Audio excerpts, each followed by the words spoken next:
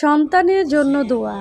হে আল্লাহ, আমাদের সন্তানদেরকে উপকারী জ্ঞান দিন, কবুলযোগ্য আমল করার তৌফিক দিন, পবিত্র রিজিক দিন, হায়াতে তায়েবা দিন, সমস্ত হারাম থেকে রক্ষা করুন, ফেরেশতা দ্বারা হেফাজত করুন।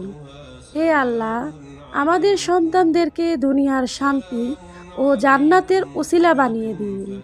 হে আল্লাহ, আপনার কাছে আমরা আশ্রয় চাই সন্তানদের দ্বারা দুনিয়ায় লাঞ্ছনা হওয়া থেকে এবং আখিরাতে শাস্তির কারণ হওয়া থেকে।